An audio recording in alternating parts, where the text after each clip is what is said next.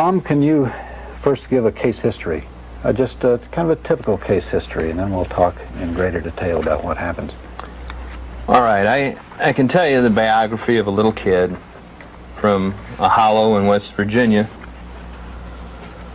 whose mom and dad went to Houston to find work. They thought that Houston was the capital of opportunity in America. The dad went out there to get a job, a low-level job with an oil company, brought the mother, then sent for little Jimmy and his little brother. Jimmy and his brother got to Houston on a Greyhound bus, and his dad and mom failed to pick him up. How old were they? Jimmy at that time was 12 and his little brother was 6. They spent the night in the terminal, Jimmy fending off the advances of a number of men. And then the dad came to pick him up the next morning. The parents had both gotten drunk and forgotten to pick up the kids. The boys went to live with their parents. The parents both had severe drinking problems. The dad lost his job. The mother got killed in a car wreck. The little boy was severely injured. Jimmy dropped out of school to try to hustle, was his word, money to help keep the family, what was left of it, together. The dad died, choking in his own vomit after a drinking bout. And Jimmy was the sole support of himself and his little brother. The rent was coming round, and Jimmy had no money. And then a neighbor kid said to him, "You can get $10 just for watching me play with a man." And Jimmy said, "That's queer." And his friend said, "It's not queer if the guy does it to you. If you just let it happen and all you have to do is watch." Jimmy did it. Then the man offered Jimmy $25 to let the man play with Jimmy, and Jimmy took it, so he had $35. And then he got introduced into the routine. Jimmy was little, only 12, and he was small for his age. And the circuit he went on in Houston was not the main one, which is Montrose. He went to a place nearby, an arcade called Funland. The way that worked was the boys would stand by the machines, and a man would come by. If the man offered quarters, the boy would take them, and then the man and the boy would go off. Jimmy became a professional prostitute at the age of 12. He survived in that capacity until he was 14. Was he working on his own, or was he part of an organization? He was not part of an organization. He was what they call the Farm League. And he was taking care of his little brother. His brother got killed in a car wreck when he was driving with some people. And Jimmy then was desolate and almost destitute. He used the last money he had to bury his brother. He did not want to let his last surviving relative, his grandpa in West Virginia, know the way things had gone. A reporter in Houston last saw Jimmy across the street from Funland, and a man who used to pay boys for sex then told this reporter, "I know that boy." He told a man who's a friend of mine that one time he was having sex with that little boy, and then he realized that the boy was crying, and he looked up and saw that the boy was sucking his own thumb, and at that point he had to break off the encounter. The journalist believes that this reformed man who used to use boys was his own best friend, the boy who had been having sex with Jimmy. Jimmy disappeared. His body was later found mutilated, and his grandfather was notified. The police then told the grandpa in a very cruel way that the grandpa shouldn't try to get a loan from the city of Houston. It would have cost $500 to ship the body back? To ship the body to West Virginia, because the boy was nothing but a harbor whore, or worse. And the grandpa died shortly thereafter. The whole family is dead now. Jimmy was a typical kid. He wasn't looking for this life. He found it. He needed some means of support. He took what he could get, and he came to grief and met his death. Houston is possibly the worst city in the United States for the misuse of lost and runaway boys or homeless, defenseless boys. Probably 350 or more boys are killed every year in Houston. About Houston? I would say I hear about Houston that it is the worst. That children are brought to Houston from places such as New Orleans or from other parts of the Southwest. Their life is sad. It's 100% sad. They get up, you know, 1 or 2 or 3 during the day, and they go out and they have to earn money, and they're treated bad. They eat only when they're fed by somebody else, and they never get anything for anything. They always have to return sexual favors for it. They sometimes get beaten, they get robbed, they get pushed. You know, the police abuse them, everybody abuses them. One young man got out of the car. By young man, I mean the age of probably 15, maybe 16. And he got out of the car and he was just badly beaten. I mean, there's no two ways about it. He looked right at him and his face was black and blue and blood coming out of his nose and his lip was fat and he couldn't walk very well and he was sick to his stomach in the bushes and he was just very badly beaten. Evidently, he had got either a bad trip or the man was on S&M or something and just kind of like shoved him out of the car as he went around the corner. Opened the door for him and said, "Get out." Any of them ever want to hurt you? That's why I watch out for them. Do you watch out for them? Yeah. How do you tell? You know, when they start to jump now. What, jump on you? Yeah, if they do, you know, I'll be ready because I'll be watching every time. What do you be doing then? I just be laying down in bed, letting them suck and just watch them. But if they start to jump on you, what can you do? I always carry a pocket knife or something like that. I don't know if they hurt me or not. You know, I just watch out for them, just in case they do start. 9 out of 10 of them are weird. I mean, they get, you know, there was one guy that picked me up in Atlanta, and he just said that, you know, he wanted somebody to go out and have a few beers when he would smoke a joint.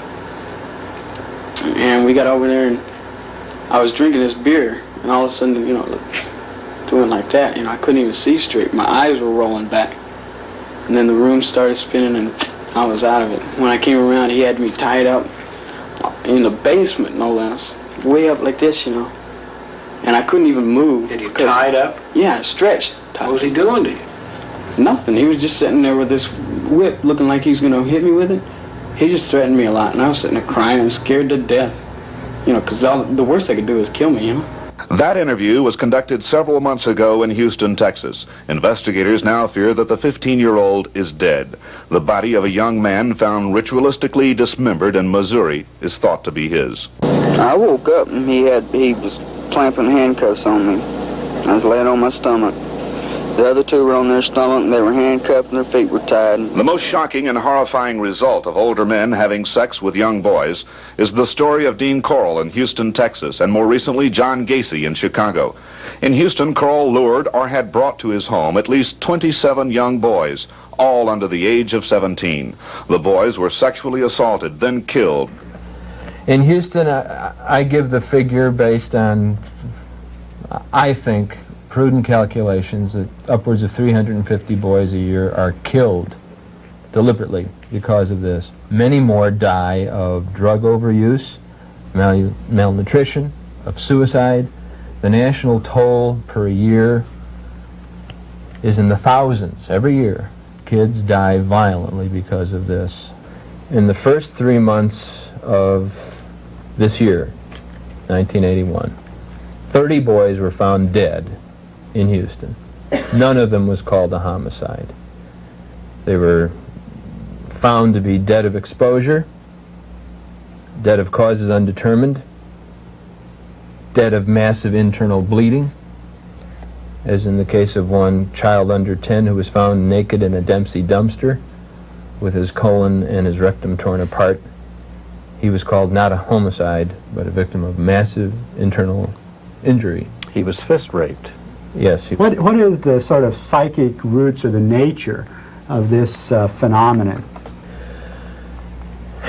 I've been studying this phenomenon since the spring of 1979, and to the best of my knowledge, most men who seek sex from boys are not homosexuals.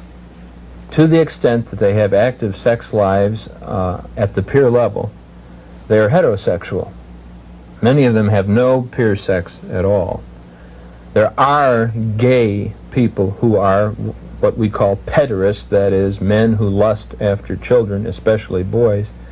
But it appears to be the case that most such men are not gay, that their attraction is for young, defenseless children, especially boys, because they're more exotic and more forbidden.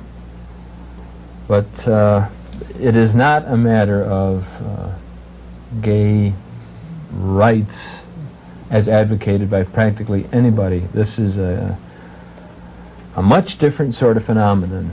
The reason that the gay community usually scorns any investigation of the subject is that they know that the average person in the public will blame homosexuals and homosexuality for the phenomenon, regardless of what facts are presented.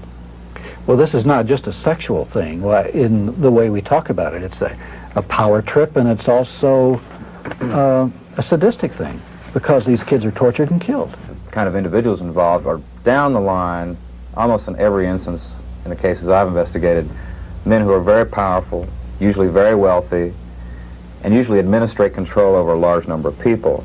Wealthy Houstonians can and do obtain boys in a most discreet manner. It's gotten a little more sophisticated now. It's gotten more expensive.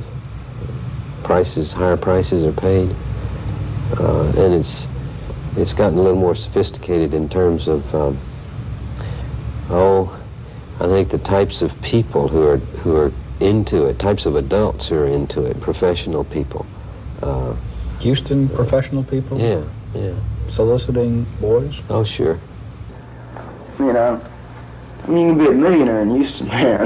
Hustling? Yeah. You got people here that are so wealthy that they can't let anybody know what they're doing, that they're willing to pay $200, $300, $400 a night, you know, for one of these boys not to say anything about them. You know, you got judges, doctors, lawyers, politicians, advertising people Involved in buying young people, if it's for an hour, for a night, or for a month, or for a year. They actually have white slavery in this country. It's a fact. And in Houston, right now, it's going on. Tom, is there any evidence that there's any connection with organized crime? Obviously, with other forms of prostitution that we know about, there are close connections. The mafia has always utilized prostitution as one of the pillars of its organizations and sources of its income. Is there any connection here that has been revealed with organized crime? Yes, when we're talking about 400 kids on the street between 2 and 4 in the morning in a city like Houston, there's very little organization. There may be a runner or a pimp who's trying to squeeze the boys a little, but there's no big businessman running a sophisticated operation. But when there is a bookstore with 40 stalls, there's often a stable of boys. That's fairly good-sized business. And there's bigger business than that. That's the call boy operations, like this one we described with the 10,000 customers. That's big business, it's crime, it's organized, but it's not the mafia. It's the pillars of our society.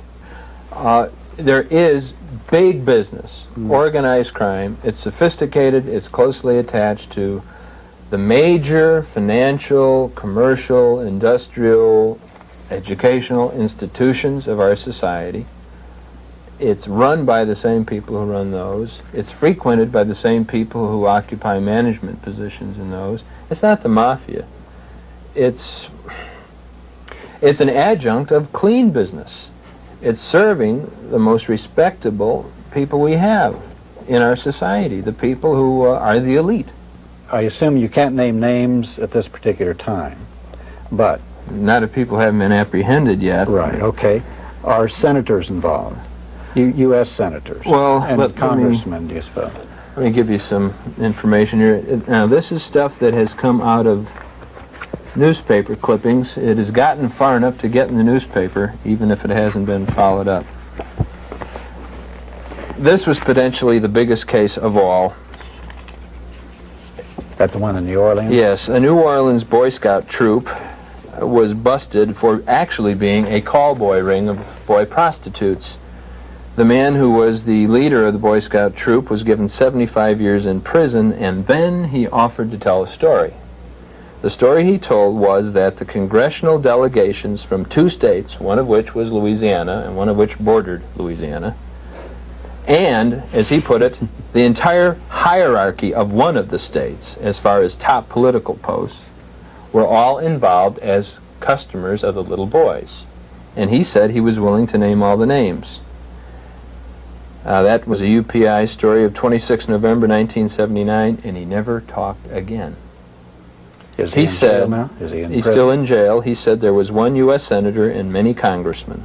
Weren't there a couple, actually right-wing, new right representatives, congressmen in Washington, who were actually found guilty of molesting? Doug, I wish you were right.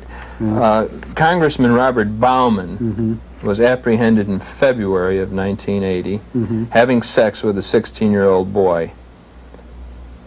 For some reason, no charges were brought until September 1980.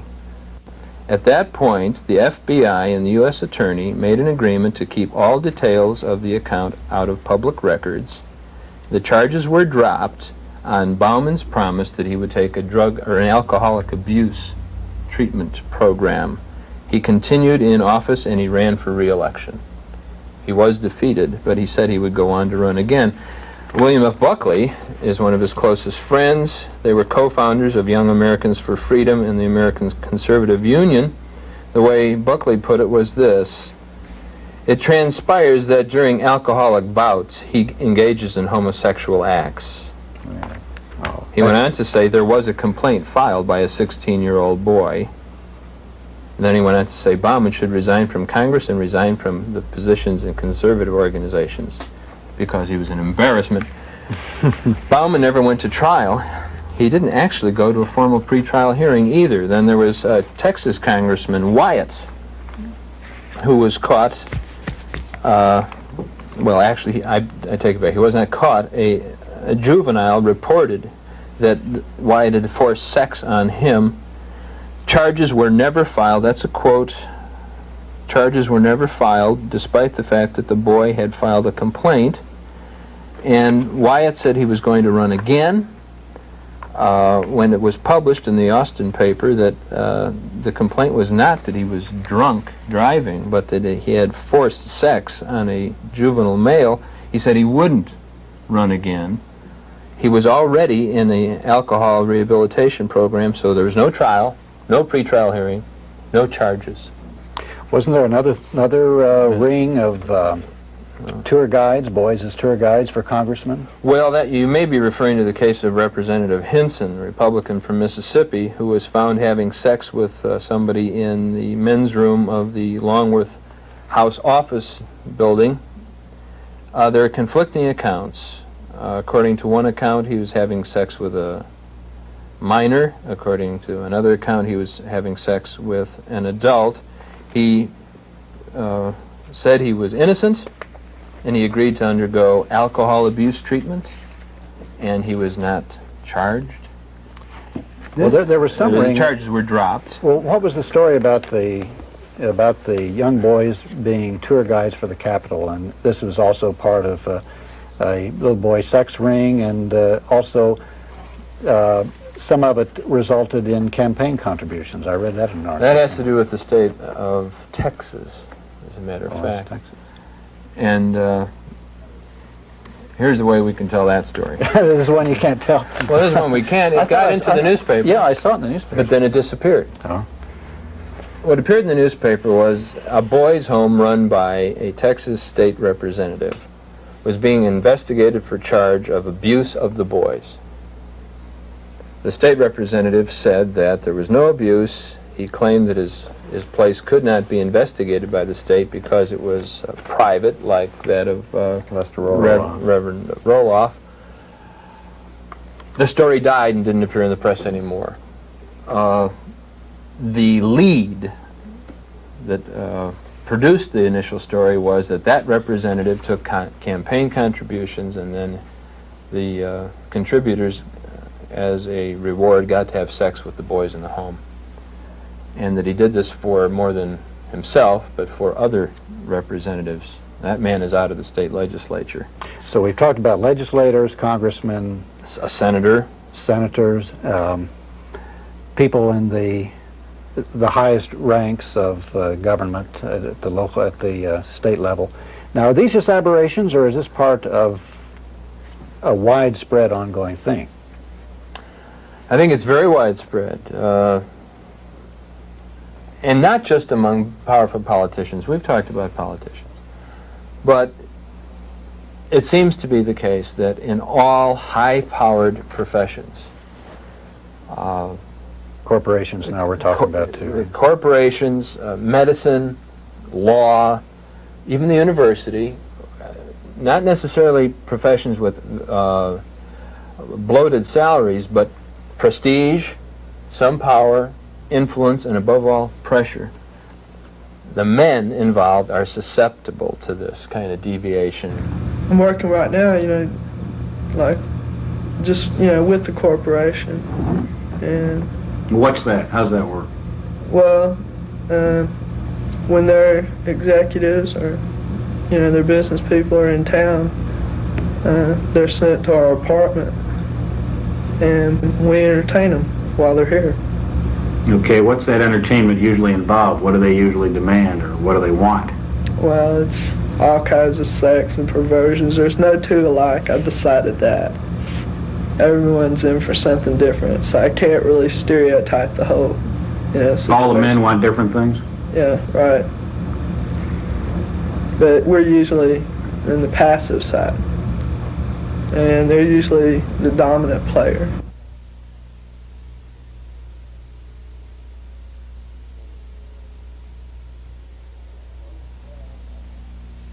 He was a real old man.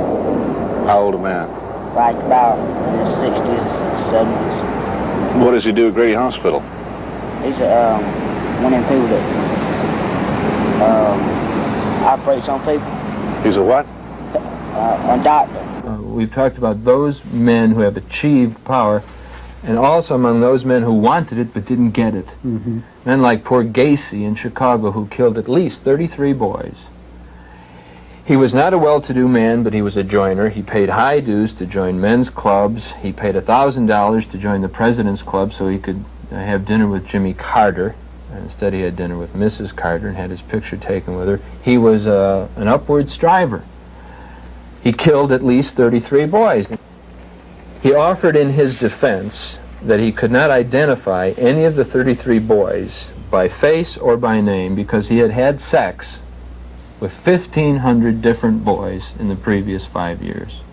300 different kids a year. And most of them, as he said, were prostitutes. He didn't snatch them off the street. He went out and bought their services. And then he coerced them, as this lawyer in Washington says no one ever does. He made them captives and he killed them. What about women in positions of power in government? You don't find women involved in that? Well, you don't find many women involved in positions of power in the American Maybe that system. explains what appears to be the fact. Women don't do this to little girls. Heterosexual women, homosexual women don't do this to little girls. Or little boys. Or little boys.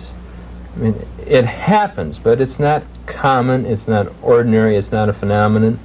It isn't a threat.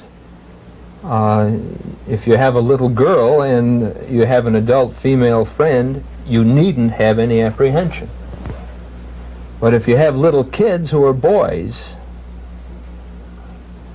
they are in more danger than the little girls today. Why do you think there's so much violence caught up in this?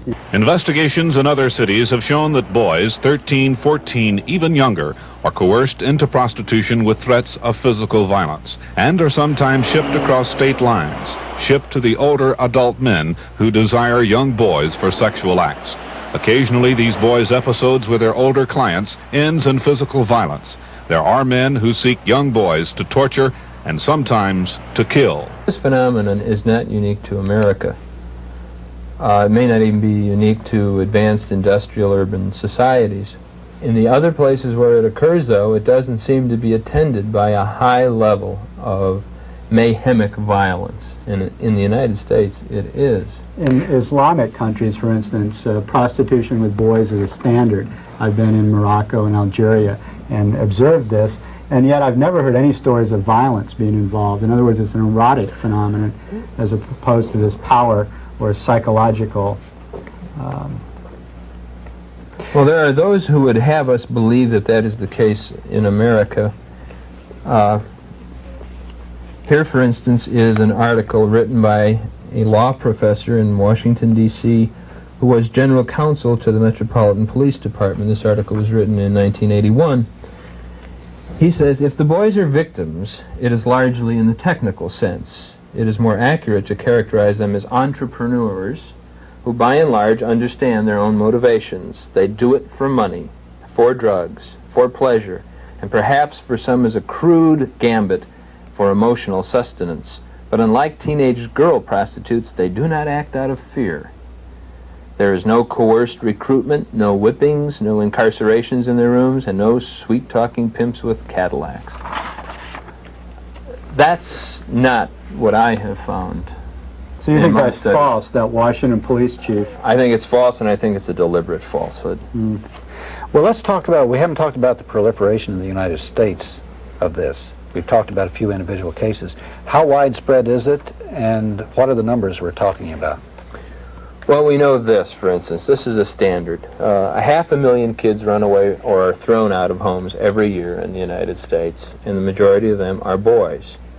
Another thing that the President's Commission on Obscenity found, this is the commission that Richard Nixon repudiated, it mentioned in passing that child pornography was a phenomenon of the abuse of children, and then went on to say that for every female prostitute of any age in the United States, there are 9 boys underage who are prostitutes. That is a finding which is debatable and is a speculation, but it went unnoticed. I think, though, that if you get in a car and prowl the streets of the capitals of this practice, Houston, New Orleans, Atlanta, Chicago, New York, Los Angeles, and to a much lesser extent, Austin, our state capital, and Washington, the nation's capital, you'll find that boys are the ones hustling more than the women. Mark, some of the research that you did in Austin here that started off your involvement in this issue indicated that there was a possible ring of homosexual boys in Austin. Could you tell some of the facts on this case? Well, my interest in this whole issue originated when, as a reporter for the Daily Texan, we heard through the grapevine that a pharmacist here in town had been busted. And I don't remember the original charge. I'm not sure if it was abuse of a boy in a home. I guess it was abuse of a, that's right, abuse of a boy in a halfway house. Well, the thing that interested us about the case was that the police had later found in his home a file, an index file, of anywhere from 200 to 500 names of young boys around the Travis County area and counties accompanying Travis County. And it had their names, phone numbers, parents' names, in many cases, sexual statistics on the personnel, height, age, weight, and in some cases preferences. And that sounded like an astounding thing to us, that there should be somebody traveling around, and what he did was he would hang out at high schools and offer the drugs that he had available, as he was a pharmacist, in exchange for sexual favors. Well, we followed that up, and somewhere down the line of judicial scrutiny, the evidence was lost, or disappeared, or was unable to be retracted, and it complicates from there. But that's how we got. Well, Anderson, his name was Anderson, Robert Anderson. He was found guilty of one charge and sentenced to 2 years in prison. And then he skipped. He was still not incarcerated. He skipped, and he's never been found again. Was there any indication that he was involved with other men who were participating in these favors? In other words, what would the point of him keeping these cards be? unless there was some sort of business or organization. He was an agent, and he had quantities of drugs. Mark didn't mention that he listed next to the name of each boy that boy's personal drug preference. And he also had a very large quantity of muscle relaxants to administer to boys to make sex easier for the men. Not only that, but there was also the names of several well-known business men in the Texas community that, for obvious reasons, were contacts. Okay, what about, you talked about Boy Scout groups and boys' homes. What about these? Well,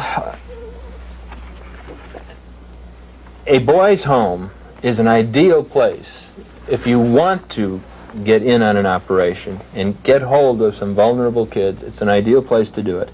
In San Antonio this August, 2 men who were supposed to be Catholic priests were arrested for sodomizing 50 boys, ages 3.5 to 14, that year, and they had several hundred boys in the past 3 years. They're having sex with the boys on a regular basis. That was why they established the home, to get at little boys. In Dallas, a place was closed down the year before. In Houston, Jimmy was in a home in Houston for a while, and he was raped by his caretaker. That place was closed down. In Houston, there are only 42 beds available in all the homes for boys in the whole city, and one of the homes that's still open was previously investigated, and arrests were made because of attacks on the boys. It's very common. It's very hard to trust any place that presents itself as a home for boys. And one of the tragedies of that is when somebody opens one that is clean, like Covenant House in New York City, operated by Father Bruce Ritter, the first thing that happens is there's a smear campaign against it, and everybody says it's dirty too. So if there's a clean one, it gets a bad name. The object is that to make it impossible to tell the good ones from the bad ones. I guess the Boy Scout people have this problem too, don't yes, we've mentioned a couple of Boy Scout rings. That doesn't mean that the Boy Scouts are an organized group to feed pederasts. What about judges and police? Judges and police are in high-pressure professions and they're involved, too. In some of these too, then. To my knowledge, the police are involved less as practitioners of this than the other stressful professions, by far. We mentioned... I should have mentioned the clergy. With all regret, the clergy is highly susceptible to this. Real priests, not just bogus priests like those in San Antonio. You mentioned some of the worst phenomena here, these mass murders in Houston and in Chicago. Does this connect with Atlanta in any way? There's been, as you know, mass murders of all these black children in Atlanta. And as I recall, the FBI, when they initially got in the case, after they made this a federal case, Reagan, or I guess it was Bush, went down there, the FBI came out with a report that indicated that there may be sex abuse of some sort in the death of these children. Then it seemed to be pretty much dropped after an initial play in the media. Do you have any comments on that? Yes. The first indications that leaked out that maybe the kids who were victimized in Atlanta, murdered, were actually boy prostitutes who went to the people in the cars to make a contact, came out in February. And then national cable news network and ABC News tried to mention this as a possibility. It's a very delicate thing. It's almost an insult and affront to the black community to say the angels of Atlanta were really prostitutes, unless you believe, as I do, and unlike that law professor I quoted, unless you believe they're victims. They're not responsible for what is happening. They are being used and abused. But the public reaction was chilly, so the networks dropped it. They revived it in April and dropped it again. I have headlines here, quotations from news broadcasts about the boys possibly being hustlers, and that the fellow who has been arrested and indicted being a photographer procurer. Among the mothers of the first 10 kids, those women who went public and talked about their predicament, is one who said to the wire services in an interview, "I'm afraid my son was involved in prostitution. I'm afraid that that's what got him killed. I'm afraid it's the link to the whole series of murders," and no newspaper in America printed the wire service copy. Isn't part of this whole phenomenon dealt with a business of pornography, child pornography, where pictures are taken of these acts, films are made, and this Wayne Williams, we know is a photographer, and we know he has training in electronics. He'd done radio work, he'd done recording work, so might he be involved in a film organization, and indeed possibly even a snuff organization? There's been some evidence about snuff films where people are literally killed on film, and that these are distributed, the films. So is there some possibility that that might be involved? I think it's possible, and I think it's likely, but we're talking about an ongoing case, and I think we have to be very careful about what we say. In Houston, I have seen myself big vans that don't have cabs on them. And I've seen young kids go into the van and not emerge for an hour or an hour and a half. And sometimes with the door open, I've seen photographic equipment inside. A raid was made on a mansion in Houston, although the newspapers in Houston referred to it as a flat. It was a mansion.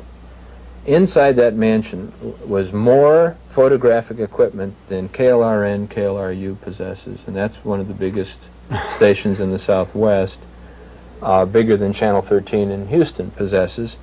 Channel 13 played up the raid, but the news media besides Channel 13 didn't. It was as if 5 guys in a little studio were taking candid camera shots of kids. They were producing books in there. There was also an arrest in Houston in 1981 of a man who sold 20 different films, child pornography films, to somebody from Boston. Now, he was committing several federal crimes in doing that. Right. And among those films, although the newspapers would not print the information, among those films was that of an infant being sexually used by men, and a film in which somebody appears to have been murdered.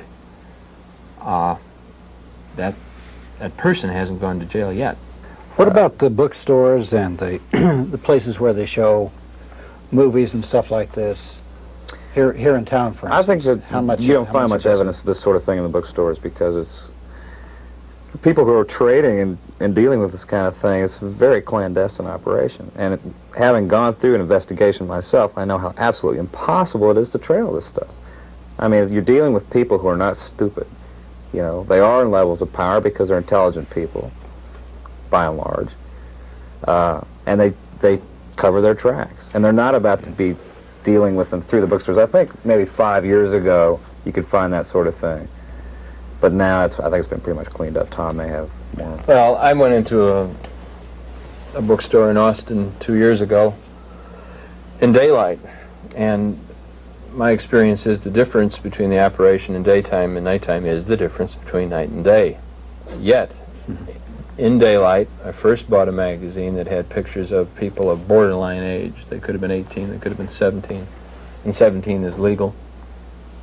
And then I had the names of illegal publications. I first asked for a register that listed boys by description. It was a catalog, You Order a Boy. I asked for that. In a bookstore? Yeah. Here in Austin? Yeah. Or, It's a crime to print that, to reproduce it, to distribute it, to buy it, to possess it. I broke the law by saying, I want that, and the guy reached under the counter and handed it to me. Then I said, what about this? And he handed me that, and I said, what about this one? And he handed me one more. And I walked out of there with a lot of illegal goods. That was in the daytime. I understand that as of now, 1981, the same bookstores don't let somebody they don't know do that sort of thing, even at night. But I've been in places in Houston within the last several months. One in particular I can describe to you had 40 cubicles where supposedly men go in and put in quarters to watch dirty movies. And outside every cubicle was a little boy. I was approached both by little boys as if I were a man who might want a boy, and I was approached by older men who, in the dark, thought I looked young. That was on a weeknight, not on Friday or Saturday, in Houston. When I started following up some films that we heard were circulating in the Houston area, I called an old friend of mine while I was investigating another case involved in this, because we heard that it had been viewed by the district attorney's office in Houston. This friend was a good friend who I'd known from bars, you know, I mean, a very social atmosphere, not a professional one. And I called him to ask about if he had heard anything about this film or viewed it himself, perhaps. He answered the phone. I said hello, and we chatted for a moment. I said, by the way, have you heard anything about this film? And he cut me off and said, I've never talked to you before in my life. Boom. And I've never talked to him again. And I've known this guy for a couple of years. And as soon as I mentioned that film, it's like... When Boys for Sale was shown on TV, it was shown first as a nightly series, and then there was a summary program. The biggest bank in Houston withdrew its advertising from the show and from the station because it showed that program. Wow. And the bank managed to get the other advertisers for that program to withdraw their advertising. And if I might interject this just for a moment, because it ties into the power problems. I remember originally with the Robert Anderson, the pharmacist we talked about earlier, one of the items found in his apartment was a wallet, or checkbook, I guess, with a student's address and name on it. Well, we started to make some phone calls and try to contact this person. We finally got through to his father, and it turned out it was one of the major banks in Dallas, and his father was the bank president. And we thought we had a hot lead going.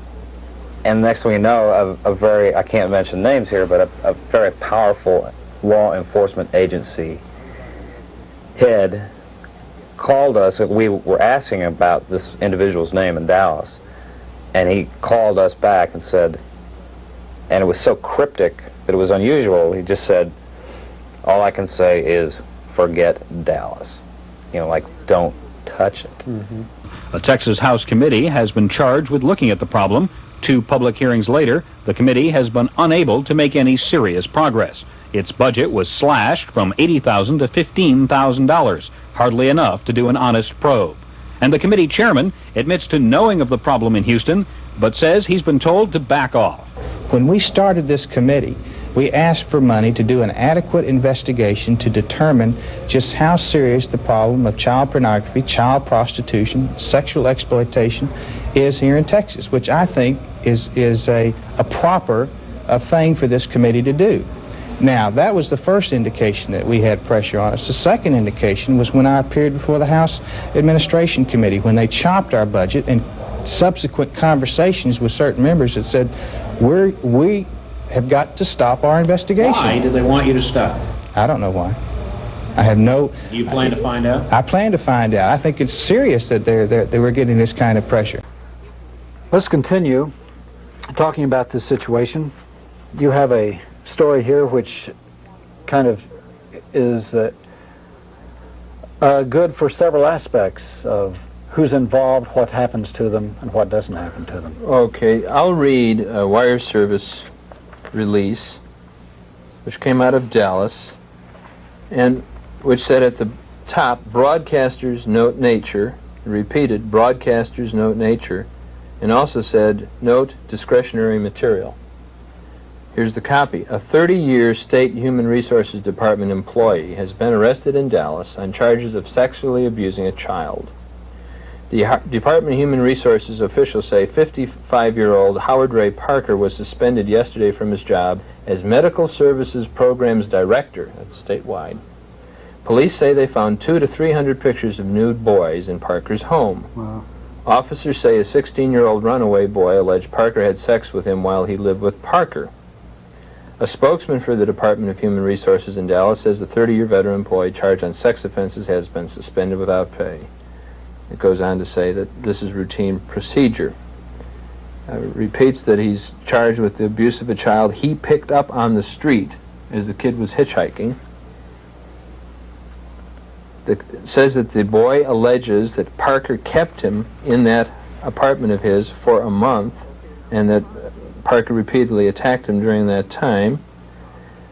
Police say a search of Parker's house uncovered 200 to 300 photographs of boys in various states of attire, and many showed them engaging in sex. Now, it happens to be the case that those boys were charges of the Department of Human Resources.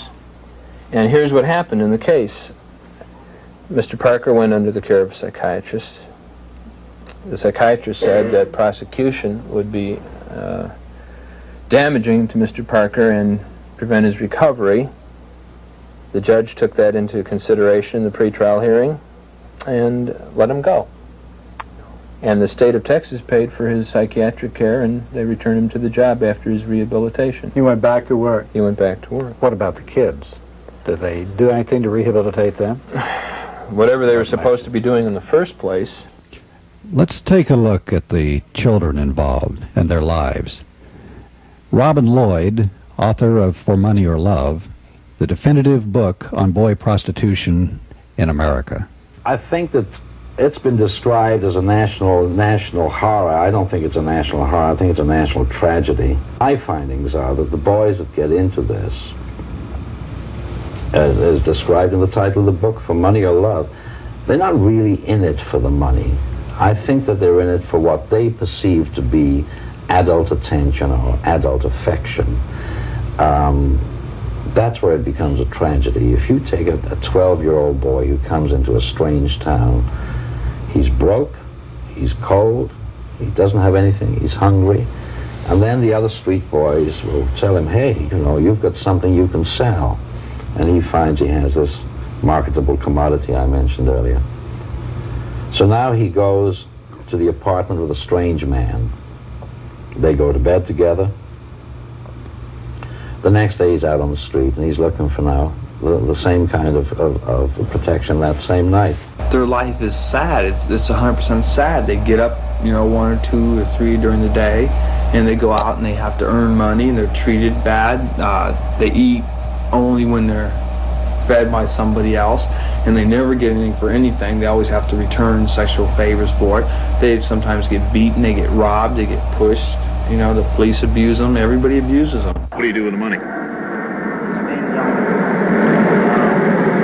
I have to stay with somebody, I pay them that, or just give me something to eat when I need it. And I buy me some shoes or some socks, whatever I need.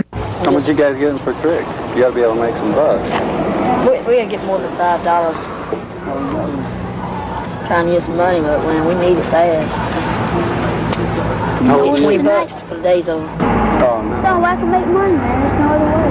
No other way you can make money? That's true, there ain't. Can't find no Coke bottles around these days. People already took them all up. At 14, I can't get a job. I ain't old enough to get a job. Yeah. Most of the kids don't want to be where they are. They don't want to engage in this lifestyle. And if you give them help, an awful lot of them, a very high percentage of them, are quite anxious either to go home or to get a job, go back to school, to live a normal, happy life. They are not into this really rotten thing because they like it. If they stay in it long enough, they develop attitudes that make it very difficult for them to do anything else. If you work here in our center and you do not develop a bad memory, you don't work here very long.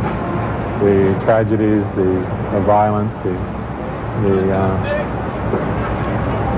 fact that some of the kids that come into us are killed because they cannot escape the exploitation is a very hard thing to bear. Our staff does not really last very long here. Who's running it? I can't tell you. Why? Did they do something to you? Something like that. Yeah, I understand what you're saying.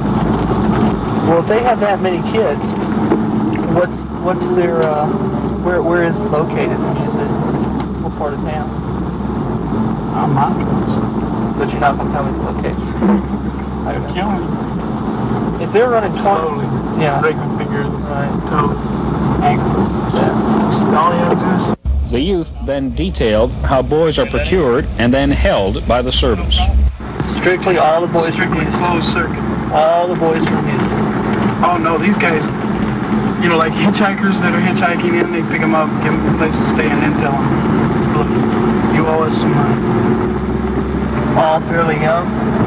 Very young. What's the youngest? 9 years old. Well, this is one little kid's little But they have them all the way up to what, 18, 20? 21. Now, do they provide y'all with protection? I mean, are they protected? Well, Vice doesn't touch them. But you don't know why? Or do you know why? I don't know why. All I know is Vice doesn't touch them. Do they teach the kids how to perform sexually at this place? They teach them how to do it? I mean, like... Well, usually they get some... They're trained. What happens if a kid won't perform? Do they kind of get down on him pretty heavy? No, they just get rid of him. Well, how do they keep him quiet? So he won't talk. Well, they usually have an example. Once in a while. Break a finger or two. Have they done that in front of you? Yeah, they've done it a couple of times. Some John, they didn't pay up. One time they took him into the room and they broke his finger. One at a time. Boys told our undercover investigator, a former drug rehabilitation counselor and sex therapist, that they are not proud of what they do. You don't live at home? I go home once in a while. Your mother know you do that? She doesn't care? She don't like me come around the house too much. And if I do that, she don't like me come around too much. Why not? She says she just don't like her son being hustling and stuff like that. She knows you're hustling? Yeah. This dude wanted to take some pictures of me for $100 tonight. Stuff like that. It's just stupid stuff. Yeah. Why do you say it's stupid? You're doing it. Well, hey, you gotta live. I'm ashamed of it, too. You're ashamed of it? Sure. Why? Hey, man, I wasn't brought up this way. What kind of family are you from? I have real nice people. I mean, it was me that messed up. Your parents know what you're doing? Oh, no. I'd never let them know. God. Hell, I've heard them too many ways already. Well, the reason I'm here is, when I was 10 years old when my mom got remarried.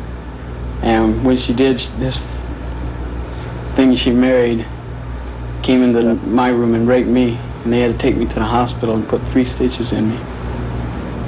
That's when you were 10? Yeah. So then what happened? How'd you end up leaving home? When I turned 13, I just, packed up my bags and trucked on. What do your parents think you're doing, or what's your mother think you're doing then? I don't know what they think. I haven't written them a letter since year before last. They don't care, you don't think? No. This boy was partially a victim of poverty. On the streets, though, you find boys from varied backgrounds. One 15-year-old from a wealthy family tells of being cast out because he was failing in school. His parents are divorced. Neither his father nor his mother wants to care for him. He started out as a prostitute when he was 12. You gotta keep hustling here? Yeah, I have to. I mean, where's a 15-year-old going to get a job, man? It isn't too likely. What do you think about what you do? You proud of it? No. I think disgusting, revolting, Why do something that's disgusting and revolting? Well, you gotta eat and you gotta sleep, The worst they could do is kill me, Well, that's pretty bad. Yeah. I mean, aren't you worried about that? Don't you value your living? No, right now I don't. You don't value your life? Not really. You don't want to stay alive? I mean, I want to stay alive and all, but, if I die, what the... I mean, it can't be much worse. I know. I mean, is it that bad out there? Don't you look forward to the day when you get a good job? Yeah, but that's all I can do is look forward, Live each day as it comes. So you're really not happy here? No. I'd much rather be at home, Well, down in Houston, they have streets where they hustle, which you don't find in some other cities, right? That's right. What kind of now? This is apparently these are the entrepreneurs, as the D.C. guy talked about, right? These are cold little kids looking for money to buy some food, money to get a room, hopefully with some privacy, with somebody if they can't get any privacy. To put it in the bluntest terms, at 2 in the morning, when the bars close, the boys who've had only one customer that night and need more money, or haven't had any customers at all, start bidding against each other for the favors of whatever pederasts are patrolling the street. You've actually observed this? Yes, yes. That's at 2 o'clock. It lasts for about an hour, a little longer, and then some kids are left, and many of them have nowhere to go. They might have what they call a trick pad that they can go to, and I hope they get the $25 to pay the rent there the next day.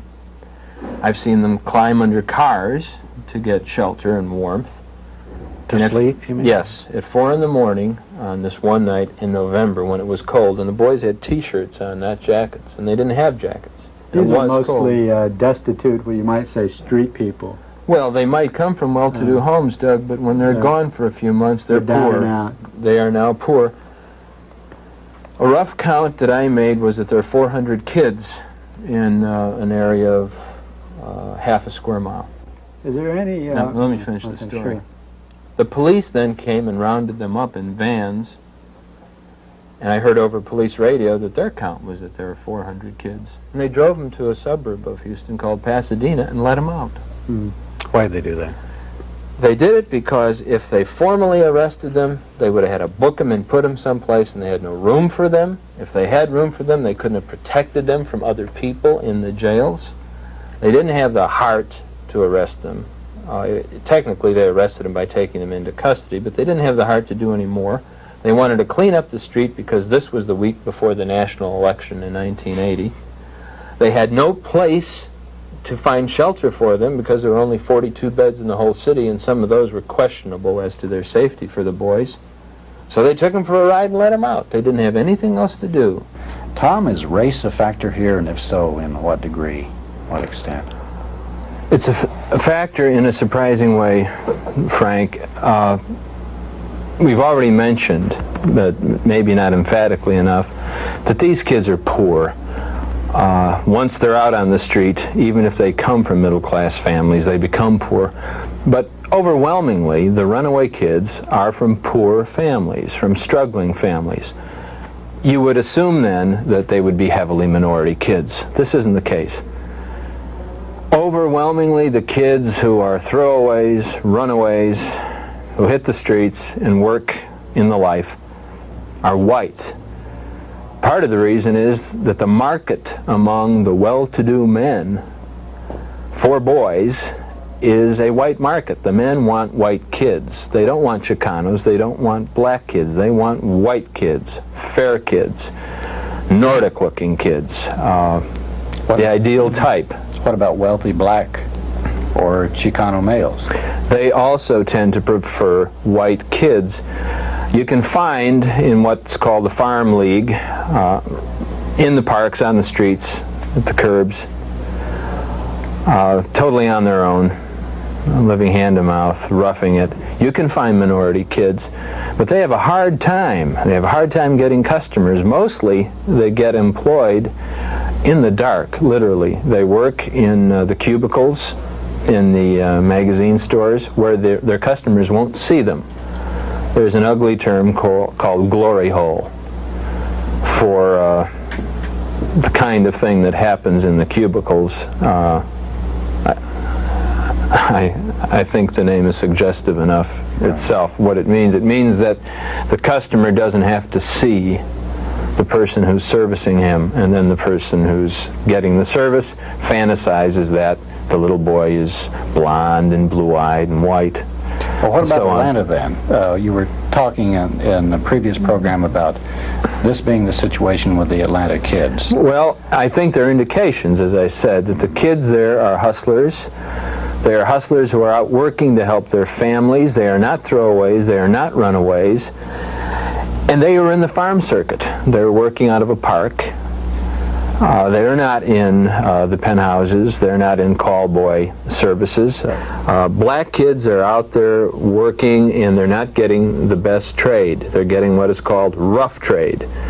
Men who will pay less and want more and be more likely to inflict violence as part of the price. Another thing I'd like to say here is that on the basis of what I've learned over the last 3 years, I have a feeling, it's not a firm conclusion by any means, but it's a strong feeling that There's a second reason why the kids out there caught up in this are primarily white. The first reason is that the rich men want white boys. I think there's a second reason, and that is that poor, struggling black families are taking better care of their kids than white families are. They're not pushing them out. The boys aren't running away. They're keeping the contact with home, even if they do have to resort to this for economic reasons. And when the families find out it's happening, they accept the kids and they love them, and they don't punish them, reject them, and throw them out. What about the kids themselves? What happens to them? Assuming they're ones that live, and can they get out of the life, and what happens to them when they do? What are they like? In the first place, they mostly don't survive. They mostly, literally, don't live to be 20 years old.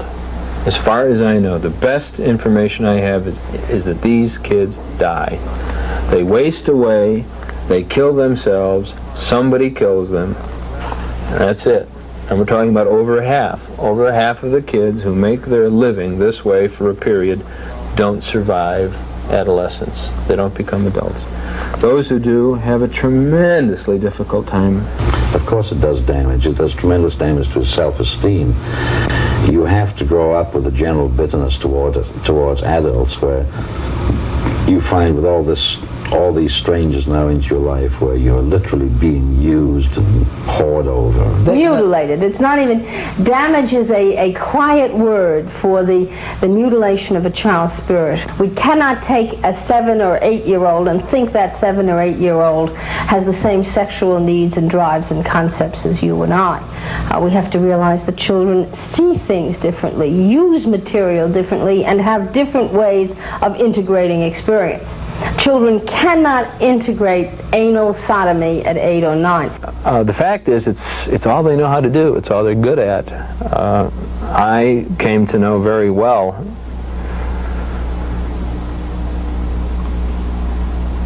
a 22-year-old hustler masquerading as a 16-year-old for whom friends and I were able to find a job. But it wasn't a good enough job for him. He knew the risks. Over the years, although he was white and blonde, he had to do more and more and more for less and less and less, turn more and more tricks a day. As he got older? As he got older.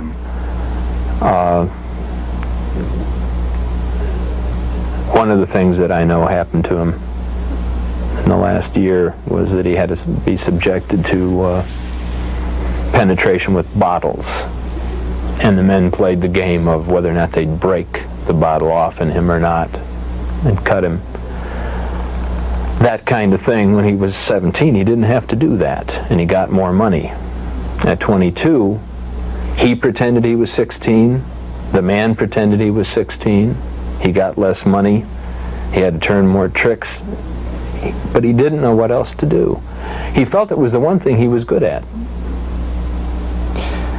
He also admitted to being miserable. What are some of the legal problems here? How come more of, the organization that's exploiting these boys hasn't been uncovered, and two, the men who are participating in these crimes against each other? Take the boys' homes, for instance. In the case in San Antonio, which is still pending, there was an eyewitness who walked into the room of the director of the home at 4 in the morning because he was sure there would be a little boy in there. And there was a 6-year-old boy in bed with this supposed priest. Now, the eyewitness testimony that a boy was in bed with an old man doesn't do anything in the courtroom. It doesn't prove that there was sex going on. If the little boy testifies, who is going to take the word of a little boy against the word of, say, a real priest? And what little boy is going to say that a priest violated. It's a hard arrest to make. It's hard to get a warrant. It's hard to get an arrest. It's hard to get a conviction. And then it's hard to get a real sentence. Very hard. Nobody wants to put anybody away on this kind of charge because the evidence is, by its nature, very, very shaky. And very controversial as well, and that just points to another facet of this problem, is that often it's just ignored, preferentially ignored by the courts and by the police and by society, because they just don't want to believe it's happening. I remember when we did our reports, we thought it significant enough, because of the nature of the case involves some Austin personnel and citizens, that we put it on the front page, because I was shocked personally by it.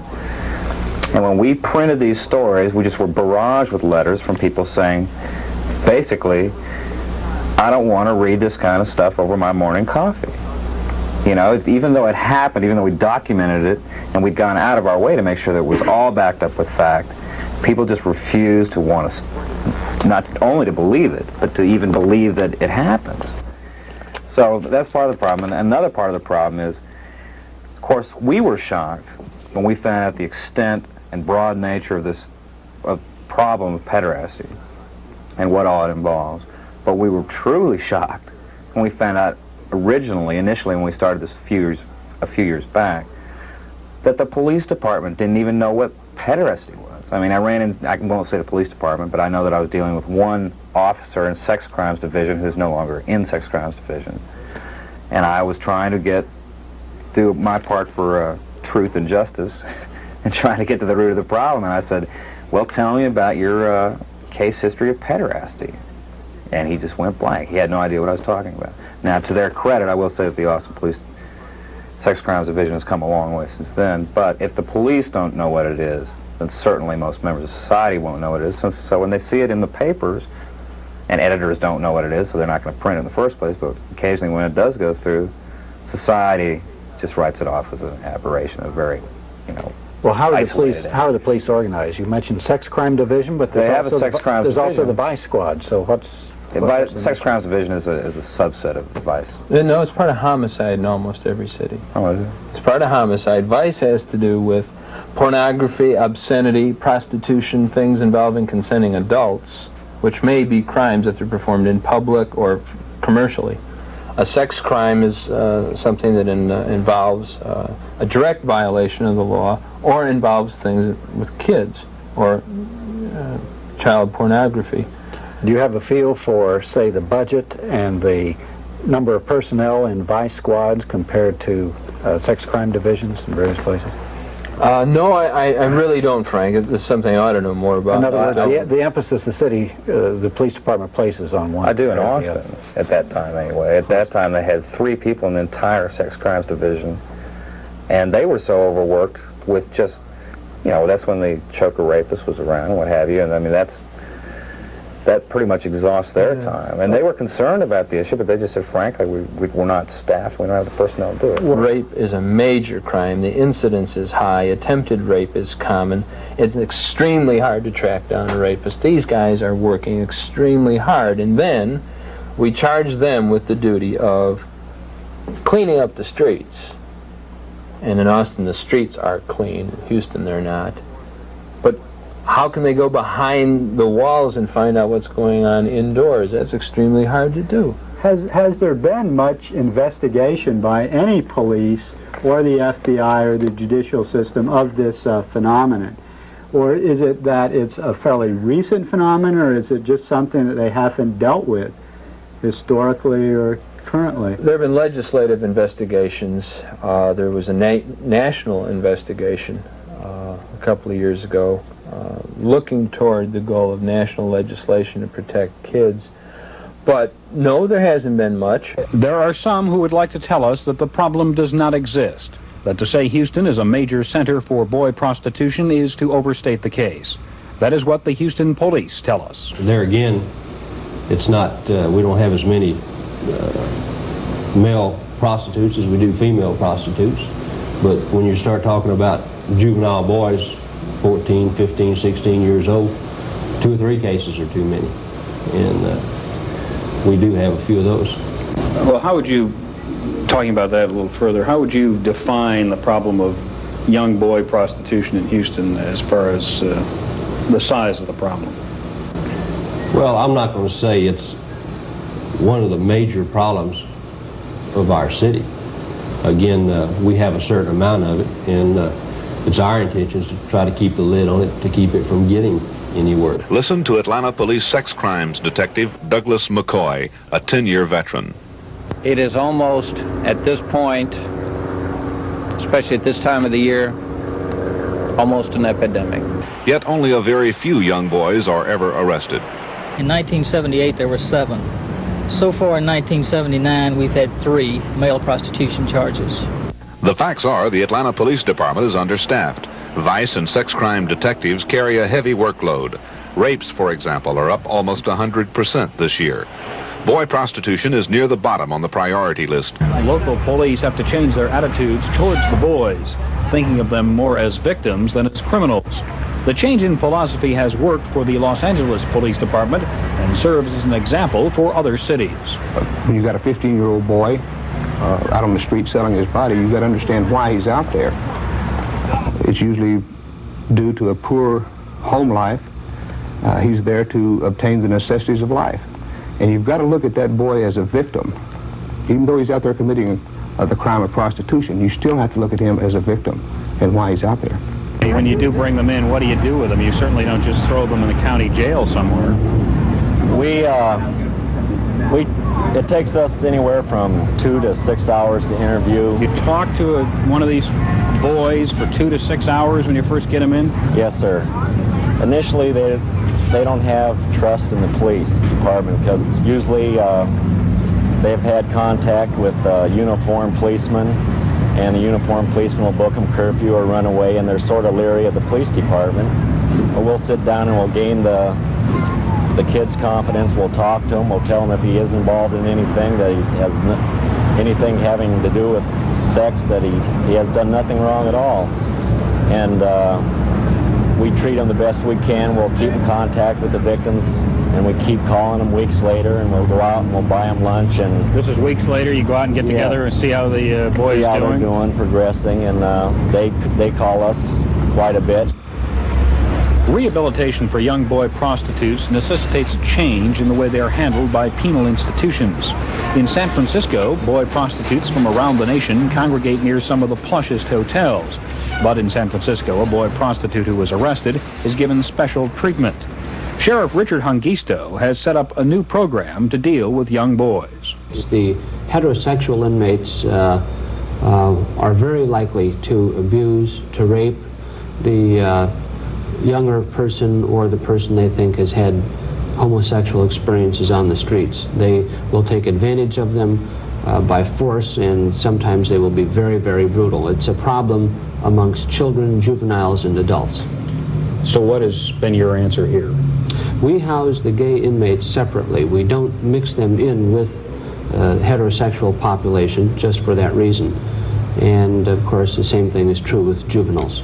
So as you view this problem and people like this come in off the street, how do you handle it? Well, what we do here is to do what we can to make sure that if there are any psychological problems that they're dealt with, and also to try to aid them with post-release help, giving them opportunities as much as we can to find a job, to have a place to stay, and to get back on their feet so that they don't have to sell their bodies to make money. Here in Austin, the sex crime unit now is, to my observation, a solid unit doing the best it can. And they have something that's rare in the whole state. They have an officer whose sole job is to counsel the victims of sex crimes. She's an old student of mine, or a friend of mine. Her job was funded by the U.S. government. She lost her job in the Reagan budget last month. And she had to lobby in the city council to get retained as a police officer. They've retained her for a year. But the overall budget was cut, and her job, will remain in jeopardy. And it's a vital job. If I could just add to the problems of investigation and how Tom and I learned about all this.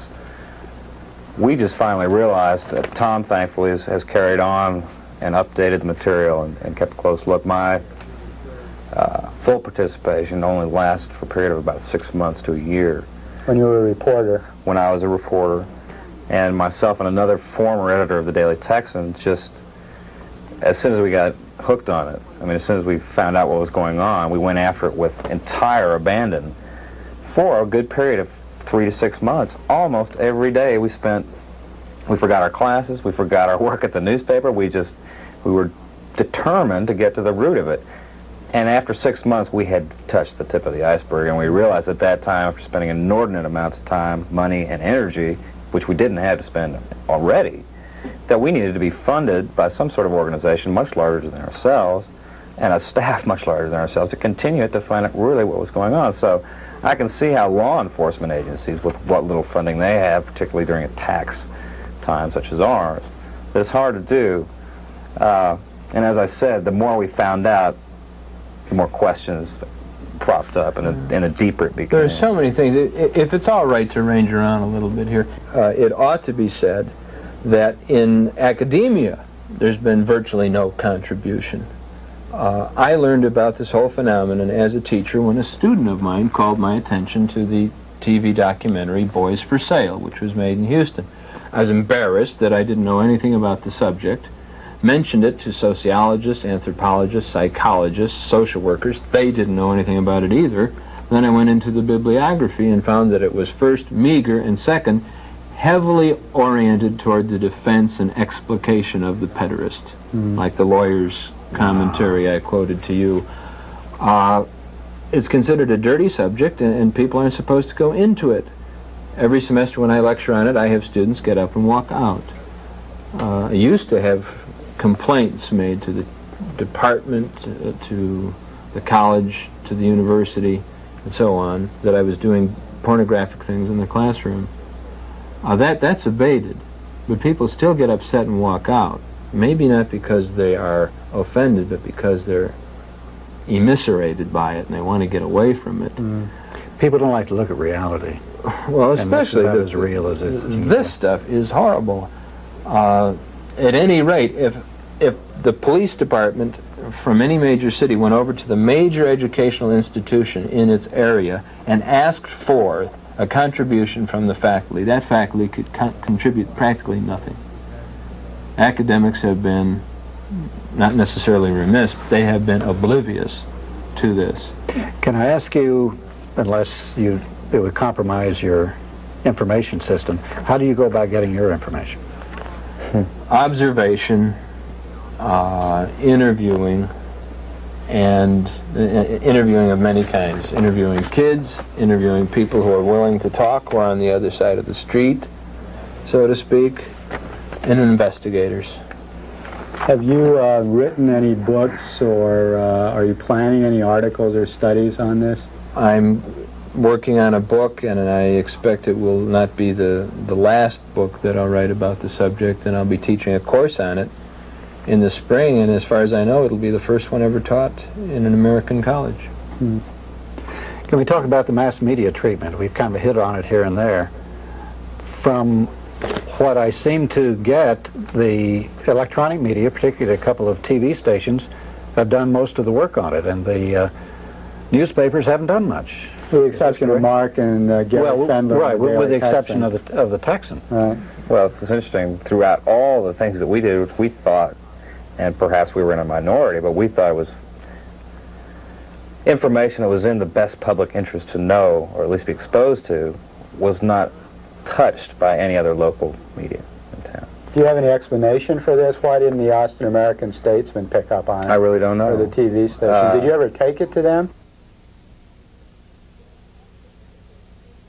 But actually, I think the Statesman did run one or two. I think they ran the initial story about Anderson, the pharmacist being busted, and that's what sparked our interest. And of course, and they dropped it. Did you ever talk to the reporter that did that story and see why they didn't pursue the... No, I don't think I did. I think we got so wrapped up in what we were doing. What about down in Houston? Is there any evidence of pressure to keep the lid on down there? Well, when Boys for Sale was shown on TV, it was shown first as a nightly series, and then there was a summary program, which you'll have excerpts of. The biggest bank in Houston withdrew its advertising from the show and from the station because it showed that program. Wow. But they didn't withdraw it until the last... Not the last minute. They kept saying, if you don't kill that program tonight, we're going to withdraw our advertising. And they did. And the bank managed to get the other advertisers for that program to withdraw their advertising. The Houston Post and the Houston Chronicle, again, that story I mentioned in the previous program about the bust of this mansion with this incredibly elaborate film studio in it, emerges in the Post and the Chronicle as a little place with some cameras. Yeah, and the problem is not so much that the incidents are ignored, but there's never any follow-up. There's never any investigation. They just take the easy way out. Something happened, boom, it happened. Next day it's forgotten. What we need in the media is follow-up and investigation on everybody's part, so that we'll become sensitized to the issue. You had some threats of physical violence also when you were doing this investigation. Well, did you not? We were working with some people from Houston who knew a lot more about it than we did, and they, of course, counseled us and said, beware. I had my windshield broken in. I mean, a brick thrown through my windshield. I don't know if that was entirely coincidental. I sincerely doubt it, just because of the timing and nature of the place. Well, this may be one very good reason why there hadn't been a lot of investigative reporting. Now, well, Tom can relate a story in Houston. The shotgun incident has had some problems. Well, the moderator of the show, Boys for Sale, had a shotgun go through his window, and then another one go through his that is the window of his home, and then another blast go through the windshield of his car as he was approaching the car to get into it. That kind of signal usually is sufficient to warn a person off. Any one of us in the country, and there aren't very many of us who have worked intensely on this for a period of years, has received threats and has been subject to at least feigned attempts. And the idea is that should scare us off. It has worked with a whole lot of people. The day after Part 1 of Boys for Sale was cablecast, Tom Philpott's van was vandalized. The tires were slashed, and the accelerator was jammed to the floor. And then the following week, Tom was shot in what appears to have been an assassination attempt. Has anybody been killed? Actually, what about the guy that wrote the book that he got a shotgun blast that did wound him, I think, pretty seriously, didn't it? Well, what then should society do about this? How can this problem be dealt with? Well, it's a tall question. Yeah. Law enforcement has to be activated, and it has to be supported, and it has to be seen through the end of the procedure, so that you don't have congressmen pleading not guilty or nolle contendere and getting no penalty. The kids who are rescued in this process have got to be cared for and helped, and no one really knows how to do it, but it's got to be done. A way has got to be found. They've got to be helped. And then most obviously, we've got to find a way to reestablish a society which does not throw up, literally, 500,000 kids a year onto the city streets and leave them there to be hurt. American families have to have support. It's good enough to say to families, love your children, but they have to have the wherewithal to care for their children, and obviously American families do not. These kids are not minority kids in the main, but they're mainly poor kids. They're from hard-driven, hard-living families. And it's so very, very sad, and it's so sad that we need to respond to them. We people who've got our stuff together and who think we know a lot about a lot of things, we just need to reach out to those kinds of kids. We need to go out there and find them. How quickly can a city like Houston move in this area? Well, we can move as quickly in this area as we have been in other areas. We can build $1 billion Houston Center downtown, then we can certainly move quickly to solve human problems and problems of people. Father McGinnis, do you see a role for big business in Houston in this plan? Yeah, one role is money. You know, and let's face it, a lot can be done with money. A lot of alternatives can be offered if we have the money to pay for them. And there's enough excess money in 10 corporations in this city to do anything we would want to save every one of these kids. Shocking as it is, when you put it in perspective, maybe it's really not quite so unexpected considering the history of what the people have been subject to, who have been under the control and rule of these people. And you start to think about what's been done to the Indians, the terrible working conditions that people lived in for years and worked under for years, the dangerous condition, the pesticides that people are forced to ingest, the lack of safety in the places where we work, wars where people are slaughtered. There's really a long history of this, and this is this the same type of impulse turned focused just on a small boy, or is this something really unique, you think? That isn't easy to answer, Frank, because in all honesty, this subject has baffled me from the time I first became aware of it until this day. I can't understand it. And I'm trying very hard, and it's very difficult. As an historian, I know that this society, probably above all in the world and in the history of the world, romanticizes childhood. But the historical record, child labor, for one thing, indicates that this society has not been good to children, has not protected children, in fact is contemptuous of children, heartless to children. And they're such helpless victims. Who can they go to? What constituency do they have? Nobody.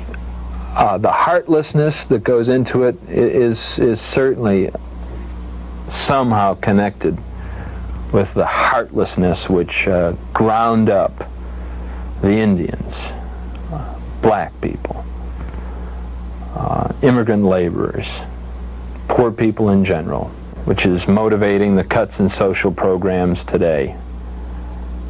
Blindness to the actual living reality of people's situations. Yes, it's connected. But this is it's about the most hair-raising thing I think I've encountered in studying the history of my country. The slaughter of the innocents. It's the greatest slaughter of the innocents since Herod. And it goes on and on and on. And when the public gets a hint of it, nothing happens. The case of Price Daniel is instructive there. It came out in the custody hearing of Mrs. Daniel, who admitted to shooting her husband, that he attacked their son, and there was testimony that he had relations with other adolescents. There wasn't any inquiry as to what that might mean for society. Price Daniel is one of the major names of Texas. And all these other names that we've mentioned of people who have been caught and let off. There doesn't seem to be any willingness to make the connections which you have implied and face them. And it's time we did, right? Yeah, you're damn right, it's time we did. There needs to be police action. There needs to be action in the academy of which I am part to study this. There has to be rehabilitation for kids, and most of all, American families have got to be put on a footing where their children are not in jeopardy of being lost in this way. The whole society has got to answer for this. Do something about it. If we don't make this move, what do you think the results would be in Houston? It'll get worse and worse and worse. There'll be kids killed in the dead of night and dumped on the highway, like they are right now. It'll get worse. It'll never get better. You don't sit back and see something like this. History has proven that. And just watch it, and it gets better. It'll get worse, much worse.